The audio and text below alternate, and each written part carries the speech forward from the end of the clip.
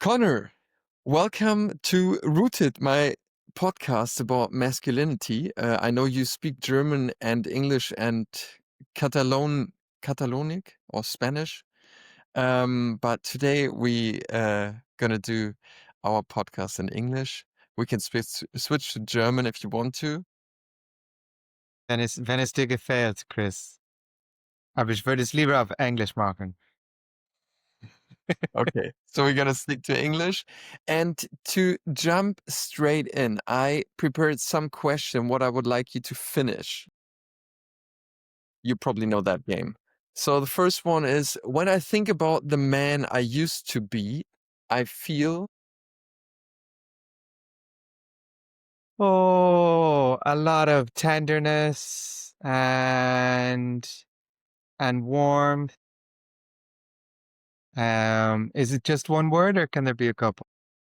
it can be a couple. Yeah, I think a lot of like tenderness. I wanna kind of hold him in my arms and give him a glass of water. One thing men need to learn in 2025 is One thing men need to learn in 2025. Maybe to how to relax, mm, do nothing.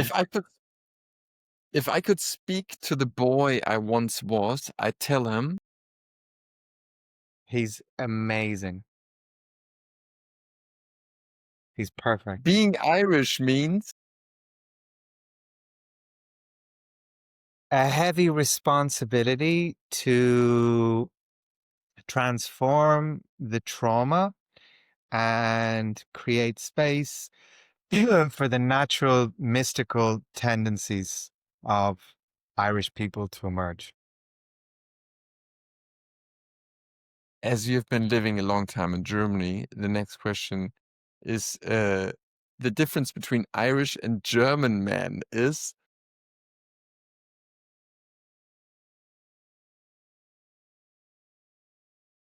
This is a very, very general thing, but um, I think German men prioritize um, being right, and Irish men prioritize being fun. being fun. Yeah. Great. My next big thing is Oh, I thought you were going to continue with that. My next big thing is um, planting coal. Yeah, mm, I'm going to plant kale in my little farm tomorrow. I'm very excited. great. You have been like the both of us, I would say, we started in Berlin 5 years ago. We found a group of men. We called ourselves Brother Seeker, and since then, or even before that, you have been finding out about being a man, talking about masculinity here and there. You had a podcast before that, before our group. Um, I would like to talk a bit about your path in the past, let's say 5 to 7 years, when it comes to being a man, being a man in relationship, going out into this world as a man. And I would like to start about in general. I know it's a huge question, but looking back, what does masculinity actually mean to you today in comparison what it used to be for you? Yeah. I think before masculinity for me was a set of rules and codes and behaviors. It was a kind of a map, a map to of how I was supposed to like live my life. It was a kind of yeah, a set of goals and aspirations, a sort of a structure. Now, when I look on masculinity, I just feel it as like a fluid changing part of myself in the same way that femininity is also a fluid changing part of myself. And I don't associate so much with that anymore. I think there was definitely a time in my life when probably before I had really integrated a lot of the sort of the work that I was doing where I felt that masculinity was something outside of me, something that I had to work at. Um, and now it really is just a type of energy. I feel it as a type of energy in the same way I feel my femininity as an energy. And I feel them both very much like this hand thing here is me mixing them. That's what this is supposed to be. I feel them very much like really mixed up. And something that I don't even notice so much anymore. Right, right. So, what would you say, um, has that changed over the years for yourself? Do you feel like, I mean, you seem to me that you're more comfortable being a man today than 5 years ago, I'd say. Completely. Yes. I think what happened to me, well, I think what's happened in the last 5 years for me is I think I've accepted the man that I am. I've accepted the person that I am and have my follow my own rules and my own codes now. Whereas I think 5 years ago I would have been very much influenced by I would have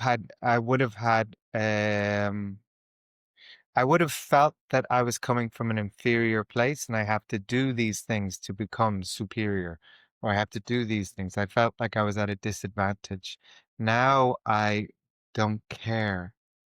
Mhm, I really don't care about other people's beliefs or opinions around masculinity. I kind of feel I'm just not involved.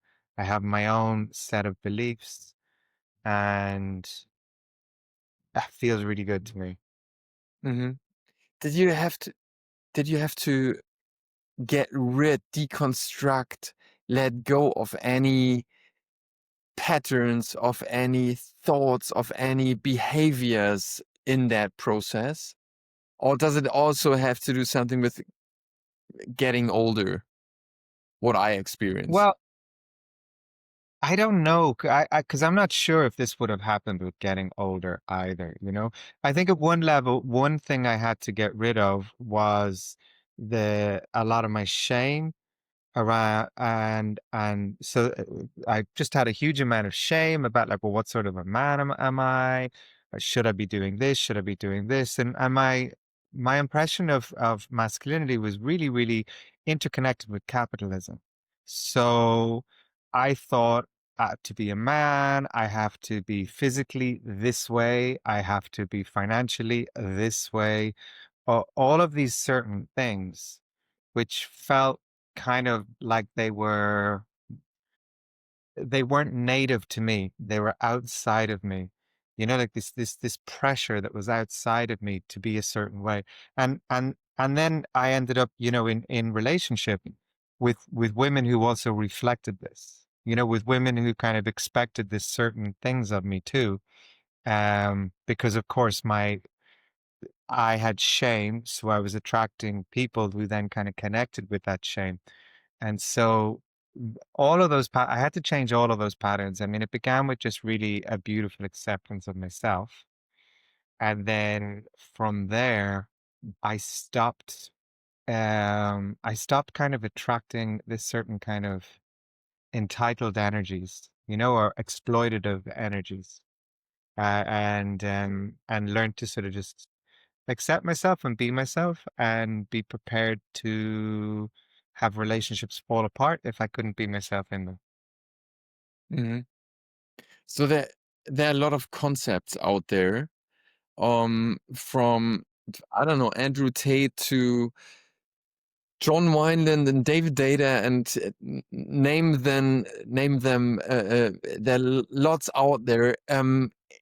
In what way would you say is it important? Because I see it as it resonates a lot with me what you're saying, in the way to disconnect from what's out there and maybe use this and that for inspiration, but then on the other hand, uh, take your time and connect to your deepest self and what really feels right, for myself, instead of following concepts where I think this is right to be a man in 2025. Um, would you say that, or would you, if you would coach a man and he has an identity crisis, maybe a younger man, what would you, how would you coach him? Well, you have to want something. You have to always want something in this life, right? And then you have to satisfy that want. You know, that's really important. And I think you have to get to this place where you can learn to trust your wants. It's very different from desire. You know, like your desire will often just be kind of egoic. You know, your desire will be, I want this type of looking woman. I want this type of car. But your wants are much more emotional. Like I want to feel connected. I want to feel relaxed. I want to feel that. And I think when you can just feel your wants inside your body, you'll often realize that they're entirely opposed to your programming. So, for example, like maybe you want to just feel relaxed, but your programming, your conditioning is all, oh, I need to hold space for this extremely reactive partner in my life, or I need to do this and I need to do this. And that could be at odds with your wanting.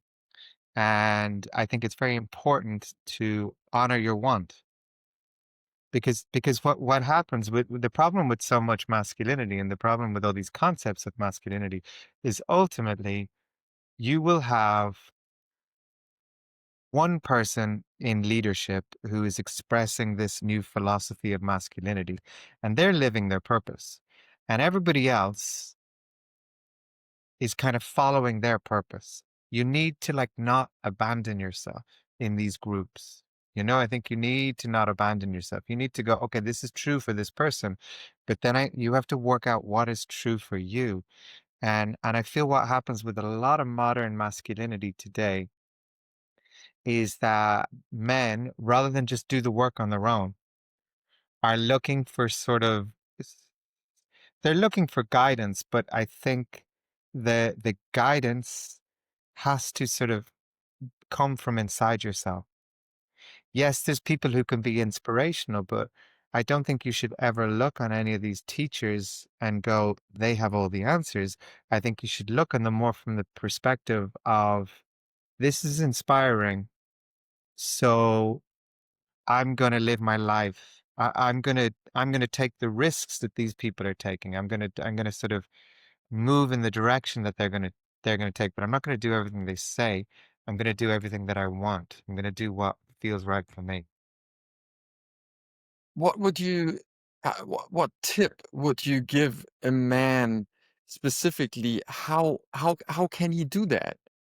You know, he is inspired by this and that concept, but he doesn't really know how to do the daily work, in his relationship, in his job, as a father, in different situations of his life. Like, mm, what tip would you say, is important to start reflecting and doing the work without doing a teacher training or going into therapy, doing a coaching program? What's little steps everyone could Yeah, do? so I think a lot of this comes back to like this short question you asked me at the start, like what men can do in 2025, and I said relax.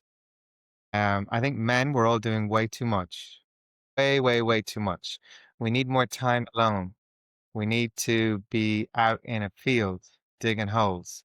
I'm in mountains. doing these things, like being on your own is really important. I think we're so busy doing things, courses, da da da da. I think it's important for men to realize that there's nothing really that wrong with you that a bit of quiet and nature can't heal.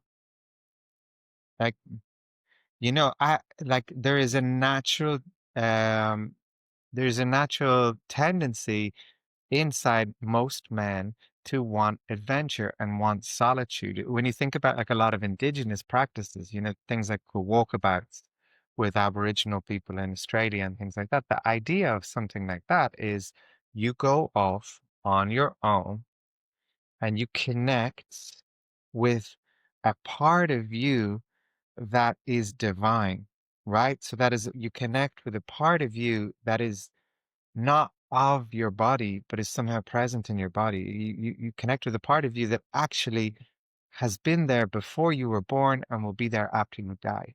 And like that's the trick because we can get so lost in concepts, but concept is such a small thing. The big thing is your divinity, this magic in you. And when I talk about divinity, I mean it's like it's the inspiration. It's what makes good men, great men. They connect to this inspiration. They connect to this little piece of them that is more than human. It's superhuman. And something wonderful comes from that. And I think that is the answer to so many of the problems.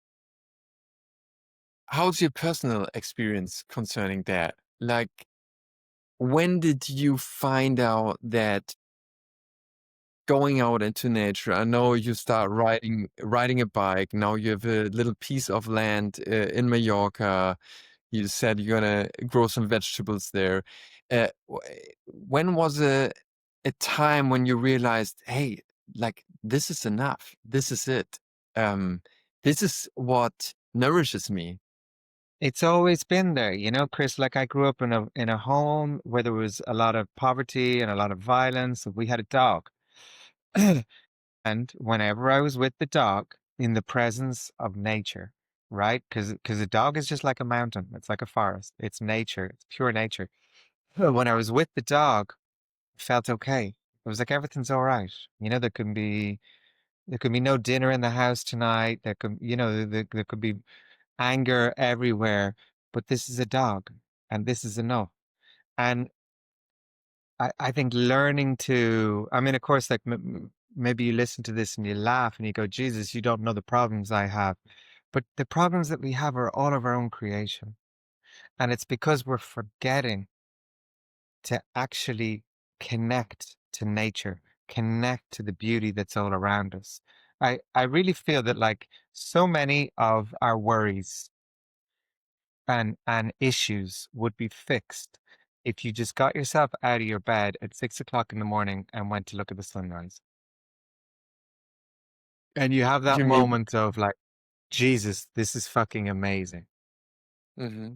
Hmm. Maybe I don't need therapy today. Not Right. not that there's anything against it, but it's sort of like this is another element. We we we can find so much peace in nature. And Hmm. and I think like kind of like to your question again, I think I've always known this, but I always forget it as well. And it's a little bit like I fall asleep in life and I Mm. forget that there's beauty out there. And if I just spend a moment connected to beauty, my problems will just diminish. Mm. It's so true. I love that you're falling asleep, even though you know it. I feel exactly the same, that I have the tools, I've learned a lot, I've reflected a lot, but then I forget and I just uh, fall back into my doing, into maybe fear or insecurities, and I look at outside and I'm like, hey, you can easily step out of that circle, um but then I forget, and yeah, I fall asleep. um Yeah. Yeah. In what way? Okay, nature, I get it, I feel it, I love it. Nature, solitude for man is really important, combined with the trust that just being out there will do something to you. It will ground you. It will make you step out of that sleep. It will give you clarity, and so and so. In what way do you think are men's groups important for men today? Yeah, very important. I mean, I have a men's group every Wednesday evening. We gather and we talk and we feel each other energetically. What I think is important is that for so many of us men, a lot of our trauma and hurt has come from other men. You know, like Mm, in our school systems, from our fathers, bullying, and so on and so forth. So to heal with other men, and by healing, I mean it's just an opportunity for you to um it's crazy. Like the other day it was very funny. I was passing by this little there's a place close to my house called Bar Napoli, and it's a like a cafe, and they do toasted sandwiches, and they there's big screens playing football on the news and things like this. It's not a place that a woman would really go to, and it's because it's just like there's nowhere. All the seats are kind of like high stools. You just eat. A lot of people like they eat standing up and then they go. And I was passing by the other day, and there was about 20 men inside, just all 20 men, all like having a coffee. Some of them having a little beer in the morning, some having toasted cheese sandwiches, and nobody was talking. mm, And it wasn't that they were all strangers. Do you know what I mean? Like some of them knew each other. You could see that some like worked in the same place. They were wearing the same kind of uniforms. Nobody was fucking talking. Everyone was just staring at this big screen. And on the big screen, there was some sort of news story about like a Christmas tree in Madrid. Like really not interesting. And I thought this is it. You know, men, we don't share with each other. And there's a deep hunger in men to share with each other. There's a deep hunger in men to be in groups and to say what's going on, to connect with our emotions together. Because we have very few opportunities to do this. Like I remember like playing on football teams or working in very male spaces, like working in kind of factories or building sites and things like this. And there isn't really talk. You know, there's mhm, no talk. There's no mhm, depth to it. It mhm. can be nice. You know, it can be nice. Like sometimes I think it's beautiful to be around. Sometimes I go to my men's circle and I go, God, we talk so much. There's so much feelings here. I can't handle it. Um, Yeah. but at the same time, like we need that. We really need it. Um, yes. In what way do you think can, like, if some man listens to this and it resonates and he would like to go deeper with his male friends, and they usually meet and they watch football or play cricket or whatever, um, how can a man like that create a space, a time to talk, to ask questions, to show up for themselves and be vulnerable? Yeah, I mean, there's nothing worse than being a man and attempting vulnerability in front of a friend and getting shut down. I think there's no greater humiliation than that. In many ways. It's horrible. And I know that I've been in that position myself. So I think like if you are a man and you want to experience vulnerability and you want to experience connection, I think there's two things you can do. There's one, you can like experiment a little with your friends and see if they're willing and available. I know like younger men are so much better at this than we are. But like just to see if there's like a little chink in the armor, is there an opportunity for that, you know? But otherwise, what I would say is I would say just join a group of men who are already doing this. Like find a group of men who are out there. Because I know myself, like when I first started the Berlin Boys Club, I did it kind of as a response to leaving the football team I played with. I was playing with a football team and I decided to leave because it was just, I just felt kind of lonely in the football team. I wanted something more. And I remember, um, like, you know, asking some of the guys from the football team if they wanted to come along to this men's circle thing. And there'd been like a little bit of like laughing at me. There was like I got mocked. And it felt horrible. It felt really, really horrible. And when I think back now, I admire how brave I was, but at the same time, it might have been just a better experience for me if I had tried to find a group that was already existent. I think at that time I just couldn't find anything that existed.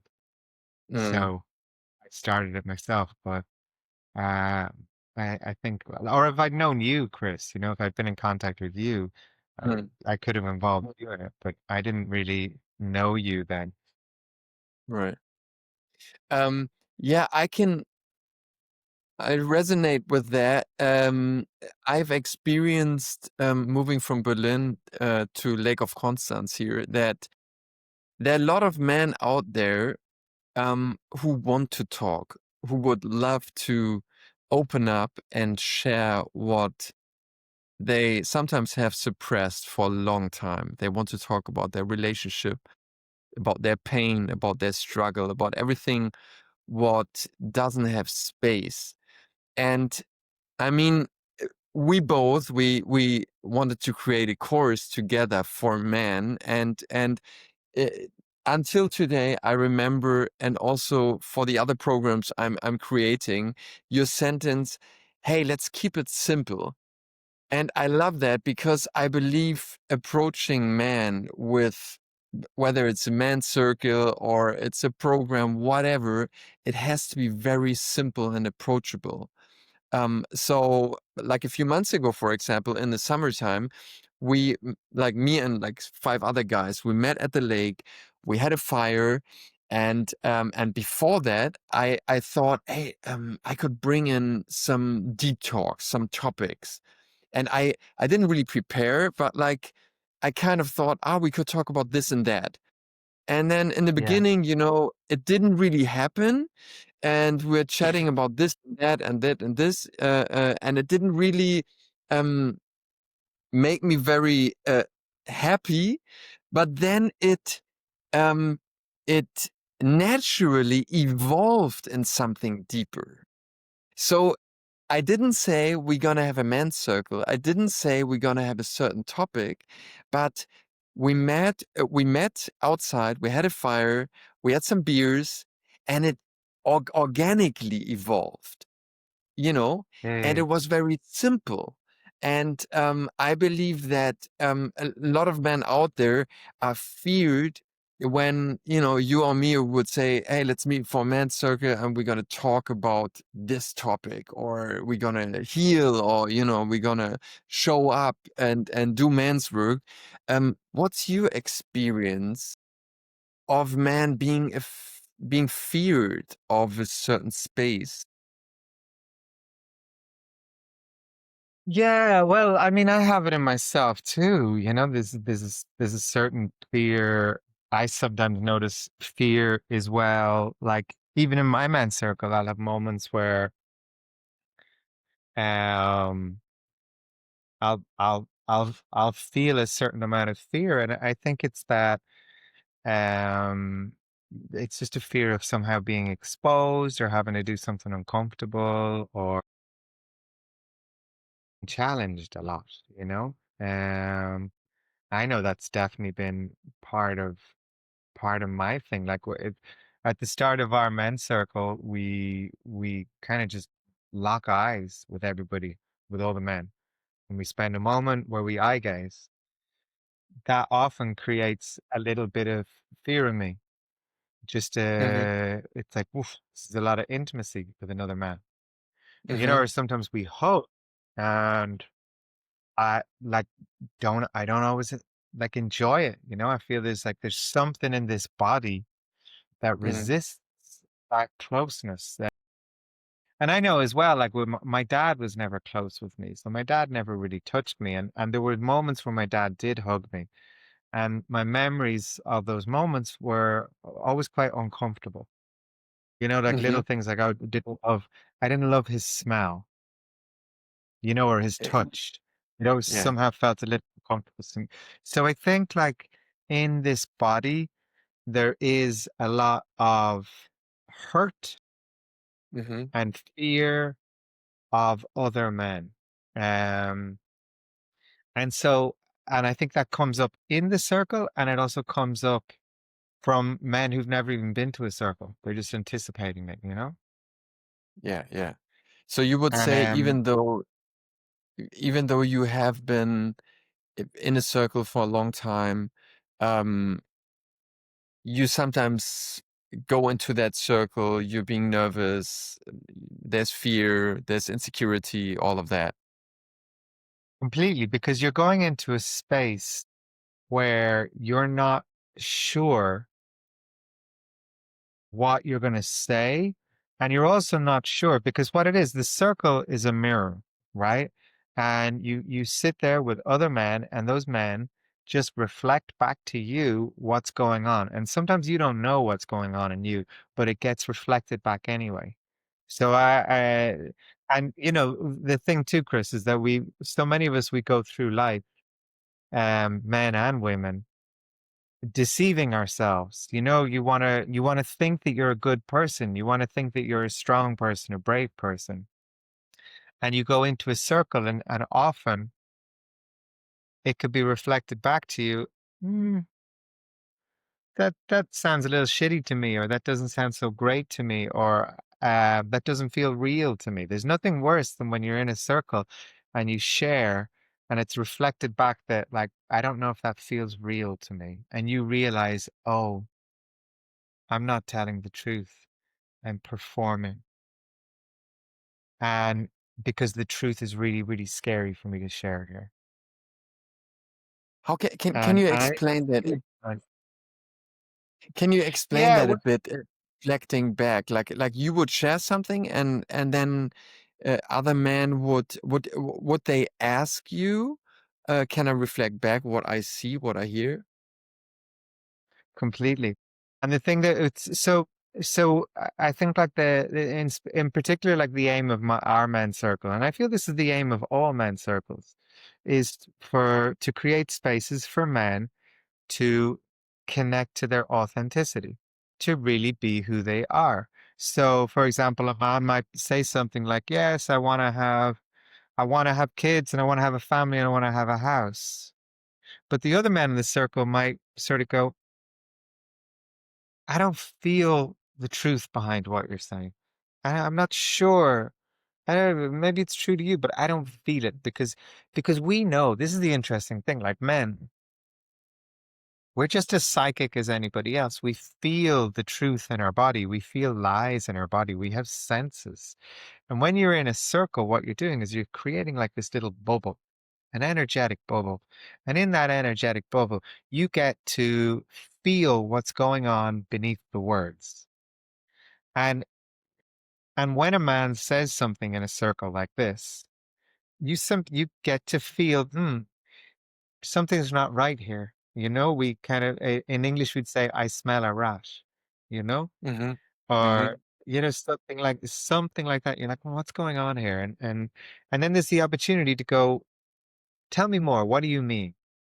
And Mhm. often in circles, you discover that the man is not being true to himself Mhm. because we all want to be. None of us want to be the villain. We all want to be the good guy in our story. But Yeah. we are villains too. We have all these parts. Mhm. And so part of accepting, like the circle can really help us as men to accept that we have all these parts Yeah. Yeah. and yeah, How like isn't it really, really important, or probably most important in a circle like that, well, that's what I find, is that when you're being called out, when you're being criticized or reflected back, that it's coming from the other man's heart. It's coming from loving part of that man, because otherwise you don't feel safe. And especially in a group of men, and you've mentioned that before, you all know bullying and shaming and all of that. And so for healing uh to be part of this, that man has to feel safe. Yes. Yeah. And it's interesting. Sorry. It's interesting the words you use there, called out and criticized, you know? So they're not helpful. Like it's much more useful to sort of support a man through challenge. Yeah. You know, not so much criticism, because criticism then involves your ego. You know, criticism is, I feel you, like I know better than you. But I think the real way to move forward is just to approach it with more curiosity. Like, is this true? Yeah. What do you feel right now? Yeah. You said you're angry. Do you want to show us that anger? You Yeah. know, like this sort of like a little bit of kind of kind of shepherding, you know, a Mhm. person rather than attacking them. Yeah, yeah, right, right. Um, why do you think it's important for men to have other men, whether it's a man's circle or a male friend, who reflects back on their own shit? Uh, the two of us, I mean, we have for the past years, we've been talking so much about our relationships, about our women, and I've always appreciated that you have reflected back to me what you think is what you feel, what's within me. You've been asking me questions about myself, instead of talking shit about my partner. How important do you think is that for man to have a real friend who walks that path together? God, it's so important, Chris, because it's and I can only really talk about it just this sort of you community is everything. The Mm, community is everything. And having someone who you can be vulnerable with means you just don't have to do it all alone. Like for so many men, there is the feeling that I have to do everything on my own. I have to solve everything on my own. And to be honest, a lot of the message of capitalism is that, hey, if you're a man, you just do it. You do it on your own. If you're a man, you've got pain in your body, you keep working. If you're a man and you're suffering emotionally, whatever, just drink a Monster Energy. Do you know what I mean? If you're a man and your girlfriend's not happy, like just you buy her something. You know, it's we have this horrible messaging of what it is to be a man, and the messaging keeps us very isolated and alone, and we suffer as little individuals. So having mhm, somebody else who you can share your suffering with, I think that's the big thing. Like men suffer tremendously. So having somebody else who you can share your suffering with and they go, fuck, I'm suffering mm, too, makes it mm, so much better. Like it's the same like Chris, like every time you share with me some difficulty you're having in your life, my life becomes easier, mm, you know? mhm. What do you mean by that? Because then I stop thinking that, oh, I'm all on my own here. I'm the only one who's got problems. Right, So right, yeah, when you come to me with your problems, I go, it's okay. Everyone, Chris has got problems too. Fine. you know? Yeah, it's so true. It's so true. I Totally. realize probably you have the same experience in your man circle when one man starts sharing and being vulnerable, he opens a door to for the other man to follow because you realize, oh my God, okay, I've been holding back this and that for so long, and now there's some completely stranger opening up, sharing, being vulnerable, showing up. Um, Now I feel Yeah, safe to do the same. nice. Yeah, yeah. Um, I'd like to jump over to love. You've been writing a book about love, and I'd like to ask you in what way you think men need to connect to love, and what does that mean for you? Yeah. What I think what the way to understand it is to recognize what is love, first off, okay?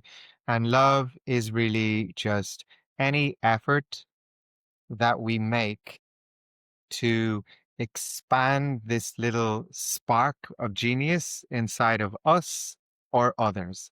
That's all it is. And I think for men as with women, connecting to this little part of ourselves that has so much talent and potential and purpose makes everything so easy. Like life is a fucking hell zone. Life is a shit show. It's so, so difficult. The only way to possibly survive life is to connect to the little precious divine light inside ourselves. And the way we connect to that is through love. For example, like an example I think is useful for me is um like last summer I had this sense of like, oh, I want to draw. I want to draw, I want to paint. And that was the little spark in me. That was the little magic in me that was saying, hey, hey, do this. Do this and you're going to feel so different. But of Yeah. course I was scared because I was scared. I was like, I'm not a drawer. I'm not a painter. What the fuck? I don't do this shit. But Mhm. but then comes love, and love comes in and goes, no, I'm going to do this for myself. I'm going to buy Mhm. materials. I'm going to rent a studio, and I'm just going to go there every day, and I'm just going to draw, and I'm going to love myself every day. I'm not going to criticize anything, and the spark grows, and then something beautiful happens in your life. I mean, you can have that attitude with the gym, you can have that attitude with anything, but it's about like connecting into this little sensitive subtle part of us and then loving the fuck out of it so that it Mhm. grows. Love is Mhm. water, it's water for plants. Mhm. Mhm. Um, how has that changed you? For example, that project, starting to draw Oh, and loving yourself for that. I'm just way less afraid of life. I think that's it. Like it's completely rebalanced my relationship with life, where I exposed myself, I just followed a dream, and the I feel more connected to me and more in love with me. Mhm. And the range of what I'm now capable of doing is just so much more expansive. Have you ever heard of NLP, neuro linguistic programming? Yeah. It's Yeah, it's a developmental model, and a big sort of part of that is they say the map is not the territory, right? And so you and me, we have certain kind of maps, which are these kind of like Eingeschränkt builder of Yeah. like how of what we can be. So there's Chris, you have a little map. And in your little map, maybe Chris doesn't dance, maybe Chris doesn't sing, Chris doesn't do this. But our purpose and our mission in life is to break the map because there's so much more out there. The way we do that is through love.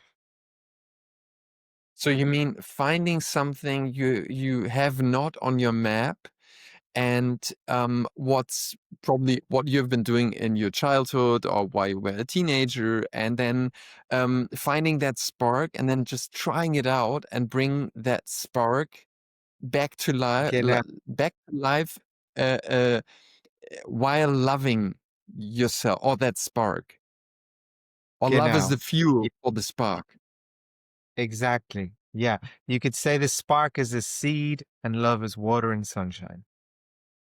Yeah, yeah, right. Well, I mean, I found it so brave that you start drawing and then you didn't only do it for yourself. I mean, you could have drawn and just put it up in your in your apartment, but you actually vernissage, right? You rented a studio, you invited people, you sold your artwork. How was that? Having Amazing. all your out there and inviting people, maybe other artists who have been doing art for a long time, Totally. drawings, Yeah. whatever. That is, you're a hero. Yeah. Yeah. And I felt that way. Do you know, honestly, I felt that way. I was like, I organized an exhibition. I had two exhibitions internationally, one here in Mallorca and then one in Dublin. It was great. I dressed in black. I looked Uh-huh. really cool. People came along, they drank wine, they bought pieces, I signed them, you Yeah, know. yeah, There was a press release, people wrote about it in magazines, it was lots and lots of fun. It was beautiful. yeah. Beautiful. Yeah. So that's probably a big step towards I don't give a fuck anymore what other people might be thinking or judging or whatever, huh? Yeah. Because it's interesting, right? We kind of a lot of the time in men's world, and we look on, these people that you talked about, like the John Wineland or the David Dayes, as sort of examples. But I don't know. I think David Bowie is a much better example. Of someone Yeah, who's just like following something very natural and very weird and very eccentric inside themselves and just go, oh, wow, this came out, yeah, you know? yeah, yeah. Yeah, yeah, okay, okay. With like listening to your inner voice, your intuition more than following concepts or like worst case being manipulated by concepts, huh? Claro. Yeah, Yeah, exactly. yeah, yeah. So uh you talk and I dipped in the beginning about Irish. How is it being Irish and your perspective on Germany, German man. I'd like to go into that a bit at the end. By because you're looking at Irishness. You I saw you offering a workshop and you're talking a lot about that healing Irishness. As you're reflecting on Irishness, and that was my question in the beginning. You look on German man, um, as you are in the process looking on Irishness. When you look back to your time in Germany and to Germans in general, but on German man, you were saying in the beginning that for you, German men always want to be right. I feel that. I know that from myself, from my family. Um, what else is there when you look and reflect on German man? Yeah, I think a lot of it is the land. I read this thing that Germany is one of the least wild countries in Europe. It is least wilderness in Europe. Or it's more that the German people have least contact with real wilderness, you know? Right. And and I think this is something. I like when like I feel like a lot of German men have lost their wildness, or have Yeah. lost that connection to wildness. There's something kind of industrialized, like you industrialize a nation, you industrialize the people. And there is something about that maybe in German men where they have become very much like they Hmm. fit into like their little Schubladen, and that, and so the life goes. And this is why I think it's so important for men's work in Germany to involve like wildness, Right. to like Would- nature. Yeah. Would you say German men are more disconnected than Irish men? Yes. Because I Disconnected mean, from land and disconnected from land and wilderness, or from something deeper? it maybe disconnected from magic, like I mean, disconnected from things that cannot be controlled. Like so for example, with Irishmen, I mean, we still like there's still so much Irishmen. We sing, you know what I mean? A lot of us were. I'm speaking very generally here, but like we're very connected to the sea a lot of the time, Mm. and we're still connected to land and things in ways. And um, I feel like from my experience of German men is they the factory, the culture of factories has influenced them. Irish Right. men have had much more of a culture of farming. Hmm. So there is that difference, It's like as Irish men, we know the names of birds, we know trees, we know some of these things. I feel a lot of German men don't even have that anymore. Right. It's this deep disconnection. What would you say would change in German society if on a large scale German man would reconnect, would find, yeah, their roots to the land, to nature, to wilderness, to spirituality and something deeper, to the divine? Yeah, I think they'd be more satisfied. I think they'd be more content, um, and maybe less aggressive. Do you find German men aggressive? Well, it's a sort of aggressive in the way that there can be, um, Germany is becoming a highly militarized country again. And some of the international kind of opinions in Germany are quite aggressive, Mm. politically. And so all of that, like the politics of a country is a reflection of its people. And I think there can be like maybe a lack of feeling there in I men. mean, yeah. I mean, what I was just describing, coming or what you were describing, and the being connected to the land, being rooted, being connected to something deeper, uh, that probably takes a few generations, and it has not happened in this country. And now they're getting militarized again, um, and it feels that a lot of so-called leaders in politics in this country are not, as you say, not connected men who are repeating what has been there. Um, Yeah. and I totally agree with you with, and that's why my offerings are for men to uh, connect to that source again. Um, But wouldn't you say that's in general, like kind of a Western world or global phenomenon? Completely. Completely. And a lot of what I'm saying here is just because you asked me a question, I'm trying to give you an answer. Um, Yeah. because it's super general. And I mean, I don't mean like not all Irish men are out there collecting seeds and writing poems, you know, like Irish men are as westernized as any other men. But for the sake of kind of entertainment and a compelling podcast, I'm trying to make these comparisons, you know, and hopefully there's something interesting in that from, but like I said, like or I don't know if I said this, but let me say it now. I'm really not an expert on German men. This is just a sort of a reflection to answer a question.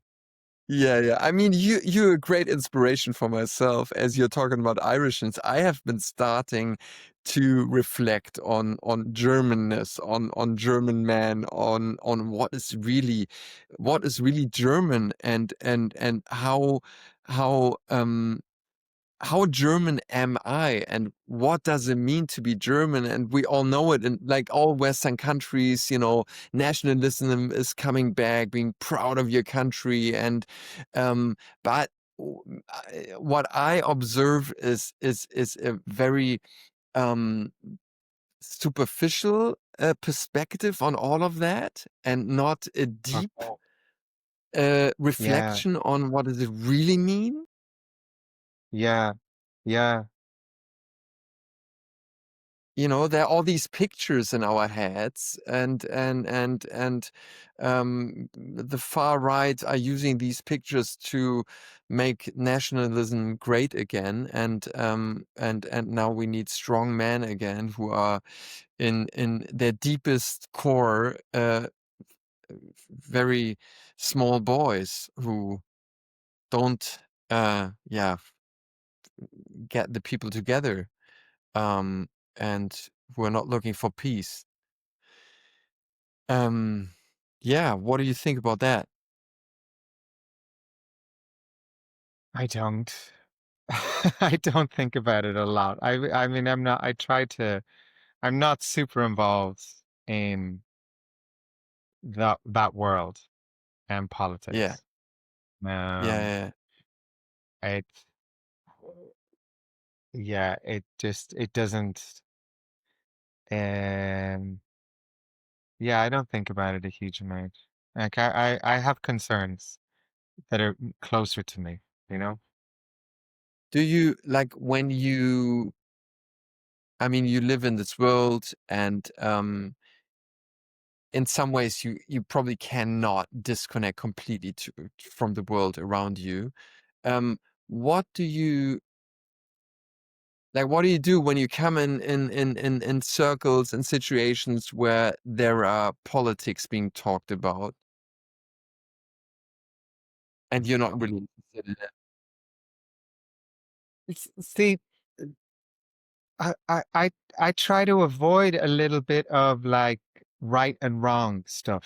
Honestly, I try to avoid a bit of like I have some I do like there are political opinions that I like opinions that I have if I feel like there's injustice in the world, I like to use my platform to talk about that.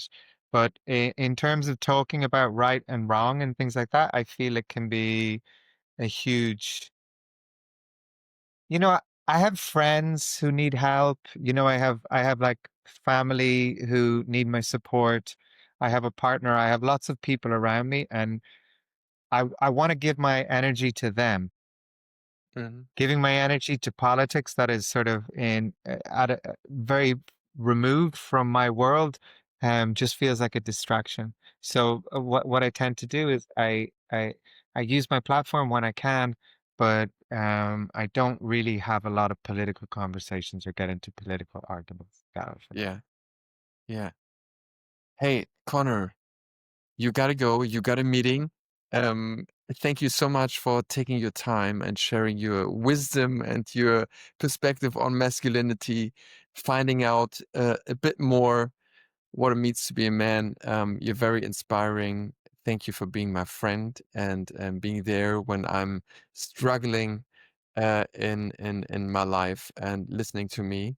And yeah, have a great day, and many greetings to Palma. Thanks, Chris. Thanks for having me on your podcast, and talk to you super soon. Okay. Okay, bye bye. Bye bye.